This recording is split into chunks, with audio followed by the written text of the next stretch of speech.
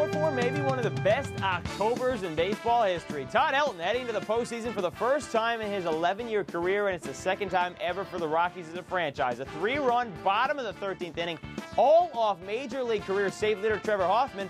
That after Scott Harrison hit a 2-run homer in the top of the inning to give the Padres the lead. Matt Holliday's RBI triple tied the game, and he scored the last run, although replay did show he may never have touched home plate. Nonetheless, we do know all 8 teams, and it gets underway Wednesday afternoon with Colorado and Philly at 3 p.m. Eastern, both coming in on extreme hot streaks. Hey, how are you, folks? Jason Horowitz, glad to be with you on the Sports Update presented by Toyota. Not everyone is jubilant, though, around baseball. Questions about Mets reliever Scott Schoenweis and whether he took steroids. Read about that on CBSSports.com.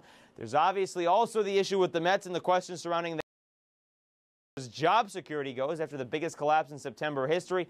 That the same situation for the Pirates. Pittsburgh Post-Gazette reporting that there are strong indications that Jim Tracy and his staff will be replaced. They met with GM Neil Huntington Monday to discuss the future, one which could be known as early as today.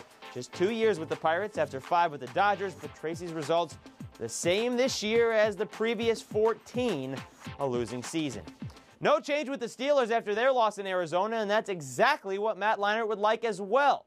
Consistency. While discussing the situation with the rotating quarterbacks for the last 2 weeks, Leinart told Yahoo.com Monday, quote, "I just want them to ride or die with me. If I'm the franchise quarterback, play me and let me stumble because I'll fight through it, and that will help me and our team in the long run," close quote. Ken Whisenhunt responded by saying he'd continue to platoon quarterbacks. No need for that with the Patriots. Tom Brady, 3 more touchdown passes, 2 of those again to Randy Moss, and New England a 34-13 Monday night win in Cincinnati. No Lawrence Maroney, no problem. Sammy Morris ran for 117 and a touchdown on a Bengals defense banged up by injuries and once again couldn't stop an offense. As for the Pats as a team, 4-0 with each win by at least 20 points. First team since the 1920 Buffalo All-Americans to do that.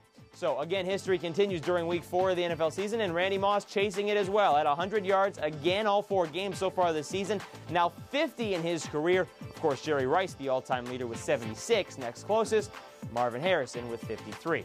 As for former Patriots back Corey Dillon, reportedly offered a contract by the Buccaneers Monday that he turned down.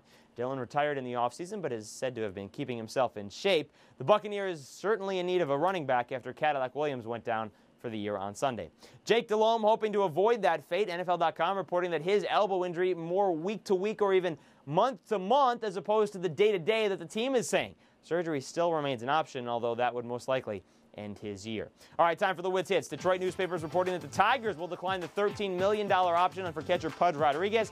That would end his 4-year stay in Detroit. Chris Webber wants to come back to Motown. The Pistons acquired the center in the middle of last season, haven't signed him yet, but Webber Monday did decline a contract from a Greek team saying he wants to go back to Detroit. And Knicks begin training camp in South Carolina. Coach Isaiah Thomas, though, has other problems in New York.